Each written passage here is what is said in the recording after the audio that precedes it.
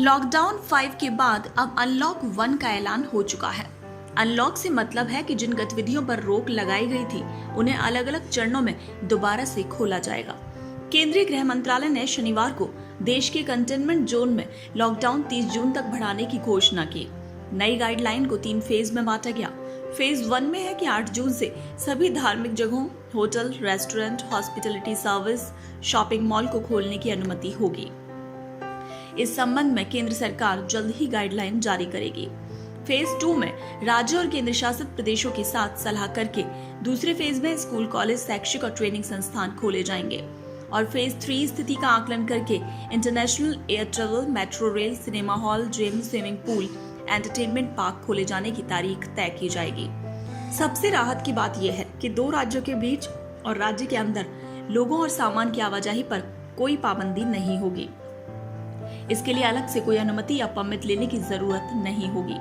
इसके बावजूद अगर राज्य पब्लिक हेल्थ और आकलन के मुताबिक लोगों की आवाजाही को रेगुलेट करना चाहते हैं तो इससे संबंधित पाबंदियों को वो पहले बताएंगे और इन पाबंदियों के अच्छे तरीके से प्रचार भी करना होगा। यानी अब दिल्ली से किसी को राजस्थान या फिर गुजरात जाना हो तो किसी प्रकार के परमिट की जरूरत नहीं होगी, बशर्ते राज्य ने कोई पाबंदी लागू ना की हो। इस बात का ध्यान रखना होगा और पालन करते हुए यात्रा करनी होगी। अब लॉकडाउन के संबंध में राज्यों को यह अधिकार दे दिया गया है। इस आवाजाही के दौरान रात के कर्फ्यू का भी ध्यान रखना होगा। केंद्र सरकार की नई गाइडलाइन के मुताबिक देश भर में रात 9 बजे से सुबह 5 बजे तक कर्फ्यू रहेगा। इस दौरान सिर्फ जरूरी सेवाओं और सुविधाओं के लिए बाहर जा सकेंगे। केंद्र ने स्थानीय प्रशासन से धारा 144 लागू करने के लिए कहा है। अब एक और बात, पैसेंजर ट्रेन, श्रमिक ट्रेन, घरेलू उड़ान सेवा, विदेशों में फंसे भारतीयों को वापस लाना, विदेशी नागरिकों को वापस भेजना जैसी गतिविधियां जारी हैं। एसओपी के मुताबिक चलती रहेंगी ये गतिविधियां।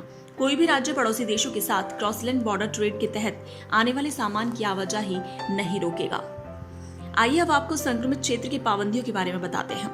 आपको बता दें कि जहां भी कोरोना वायरस केस मिलता है उस क्षेत्र को संक्रमित क्षेत्र कहा जाता है। ये जिला प्रशासन तय करता है कि कितना क्षेत्र इसमें शामिल रहेगा। नई गाइडलाइन के मुताबिक केंद्र सरकार ने कंटेनमेंट जोन में लॉकडाउन को 30 जून तक बढ़ा दिया है। स्वास्थ्य मंत्रालय की गाइडलाइन के मुताबिक जिला प्रशासन कंटेनमेंट जोन निर्धारण करेंगे।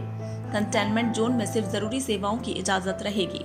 मेडिकल इमरजेंसी, जरूरी सेवाओं और सुविधाओं के अलावा लोगों की आवाजाही पर पाबंदी रहेगी। राज्य और केंद्र शासित प्रदेश कंटेनमेंट जोन के बाहर बफर जोन भी बना सकते हैं। राज्य अपने आकलन के मुताबिक कंटेनमेंट जोन के बाहर किसी गतिविधि पर रोक लगा सकते हैं। एक बार फिर से आपको बता दें कि पहले चरण में 8 जून से शर्तों के साथ shopping mall, restaurant, salon, hotel और अन्य आतिथ्य सेवाएं शुरू करने की अनुमति दी जाएगी। रात का कर्फ्यू जारी रहेगा, लेकिन जरूरी सेवाओं के लिए कोई कर्फ्यू लागू नहीं होगा। रात को 9 बजे से सुबह 5 बजे तक अब नाइट कर्फ्यू रहेगा। अभी तक इसका समय शाम को 7 से सुबह 7 बजे तक था। एक राज्य से दूसरे राज्य में जाने का प्रतिबंध पूरी तरह से हटा लिया गया है। राज्य में भी लोग एक जिले से दूसरे जिले में जा सकेंगे। सोशल डिस्टेंसिंग का पालन करना होगा। कहीं आने जाने से पहले किसी अनुमति की जरूरत नहीं।